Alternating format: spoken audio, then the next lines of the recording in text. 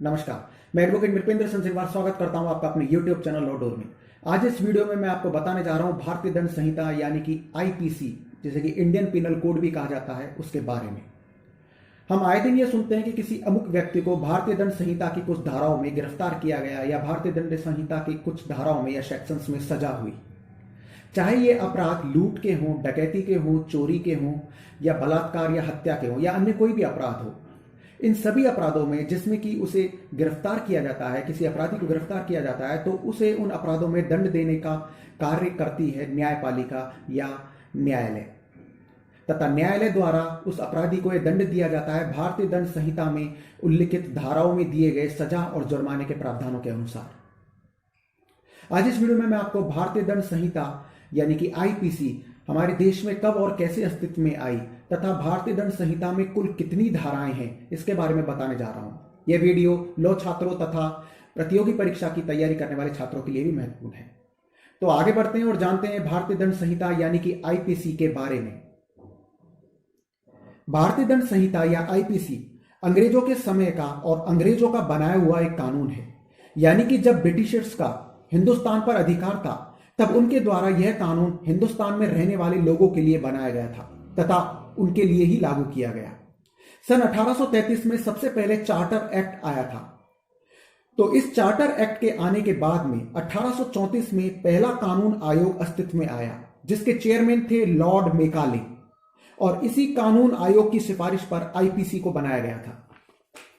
अंग्रेजों के द्वारा दिनांक 6 अक्टूबर 1860 को यह कानून पहली बार संसद में पास किया जाकर 1 जनवरी 1862 को इसे पूरी तरह हिंदुस्तान पर लागू कर दिया गया।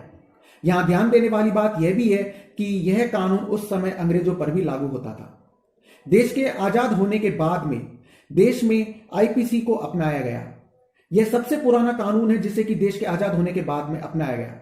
अब जानते हैं कि भारतीय दंड संहिता यानी कि आईपीसी में कुल कितनी धाराएं हैं। भारतीय दंड संहिता यानी कि आईपीसी में कुल 23 अध्याय यानी कि चैप्टर्स और कुल 511 धाराएं हैं। इसे आप दूसरे सरल शब्दों में इस तरह समझ सकते हैं कि एक अपराध के लिए एक सजा का प्रावधान, और इन सभी 511 धाराओं में अलग अलग अपराधों का तथा उनमें दी गई सजाओं के बारे में और जुर्माने के बारे में बताया गया है। आईपीसी में समय समय पर देश की संसद के द्वारा संशोधन भी किए जाते हैं, यानी कि आईपीसी में जो धाराएं हैं, यदि उनमें से किसी धारा में संशोधन करना है, जैसे कि यदि उस धारा में वर्णित सजा को या जुर्माने को और बढ़ाना है, तो ऐसे संशोधन करने की शक्ति देश के संसद के पास में होती है। उदाहरण के तौर पर जैसे कि धारा 376 जो कि बलात्कार से संबंधित है, उसमें दिल्ली के निर्भया गैंग रेप केस के बाद में संशोधन किया गया तथा इस धारा में पूर्व में वर्णित सजा और जुर्माने दोनों को ही बढ़ाया गया, जिससे कि अपराधियों में इस तरह के अपराध को करने से पूर्व इसकी कठोर सजा के प्रावधानों को देखते हुए भय व्याप्त हो सके। आईपीसी यानी कि इंडियन पिनल कोड एक पब्लिक लॉ है, यानी कि लोक कानून है। यह सभी लोगों पर समान रूप से लागू होता है। अब हम जानते हैं आईपीसी की संवैधानिक वैधता यानी कि कॉन्स्टिट्यूशनल वैलिडिटी के बारे में। इंडियन पिनल कोड यानी कि आईपीसी की कॉन्स्टिट्यूशनल वैलिडिटी को संविधान के अनुच्छेद यानी कि आर्टिकल 13(1) और आर्टिकल 372 के परिप्रेक्ष्य में देखा जा सकता है। भारतीय संविधान का आर्टिकल यानी कि अनुच्छेद 13(1) यह कहता है कि हमारे जितने भी कानून भारतीय संविधान के अस्तित्व में आने के पहले से फोर्स में थे या लागू थे, तो वे अगर किसी भी प्रोविजंस ऑफ कॉन्स्टिट्यूशन से इनकंसिस्टेंट यानी कि भिन्न या असंगत होते हैं, तो वो वॉइड यानी कि शून्य होंगे, सिर्फ उसी हद तक। अब हम इसे भारतीय संविधान के अनुच्छेद 372 के साथ पढ़ते हैं, तो इस आर्टिकल 372 के अनुसार जो भी कानून जो कि भारतीय संविधान के अस्तित्व में आने से पहले से लागू थे, यदि उन्हें अमेंड या रिपीट नहीं किया जाता है तो वो कंटिन्यू बने रहेंगे या लागू रहेंगे। इस प्रकार इंडियन पिनल कोड की कॉन्स्टिट्यूशनल वैलिडिटी को पहचान मिलती है भारतीय संविधान के आर्टिकल 13(1) रेड विथ यानी सपठित आर्टिकल 372 से। अब जानते हैं कि आईपीसी कौन सा या किस तरह का कानून है। आईपीसी एक सब्सटेंटिव लॉ है, यानी कि मौलिक कानून है। दो तरह के लॉ होते हैं, पहला सब्सटेंटिव लॉ और दूसरा प्रोसीजरल लॉ।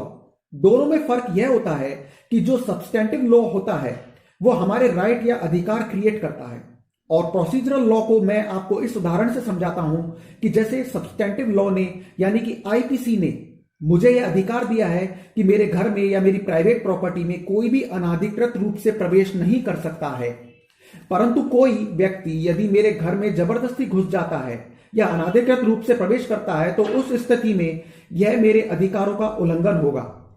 तो अब मुझे इसके लिए क्या करना होगा, इस बारे में मुझे जानकारी मिलेगी प्रोसीजरल लॉ से, जिसमें कि पूरा प्रोसीजर दिया हुआ है कि किस तरीके से मैं उस आदमी के विरुद्ध जो कि मेरे घर में अनाधिकृत रूप से घुसा था उसके विरुद्ध कार्रवाई कर सकता हूं।